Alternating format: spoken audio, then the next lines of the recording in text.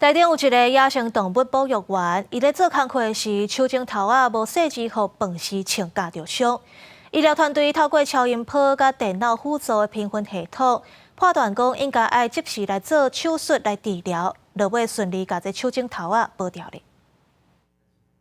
饭时请身体压起来，呈现攻击的姿势，优先是提出抓狗要来抓。伊从事野生动物保育员，日前所无说你伫咧工作中，靠饭时请夹着正手的指头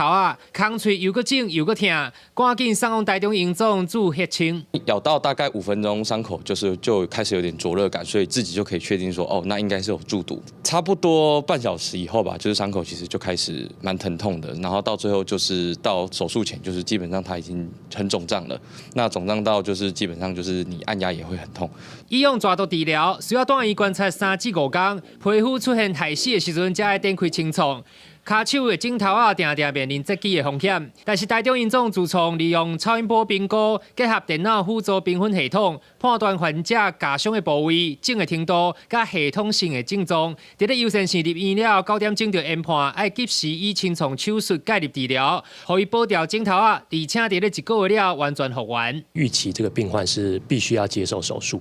还有经过这个计算之后，其实我们统计起来，从过去眼镜蛇咬平均的清创次数大概是4次，到执行这个创新方法，平均清创的手术已经下降到2次，就是至少减低1半。根据卫福部健保资料库的统计，台湾每年去抓假伤大约3800多人。这款的电脑辅助评分系统有助予患者清创手术减半。2019年到今已经治好20个抓伤的民众。院方也提醒，去用抓假伤的时阵，爱会记得甲抓翕落来，解除环保手指、手表等物件，而且赶紧送医治疗。记者台中报道。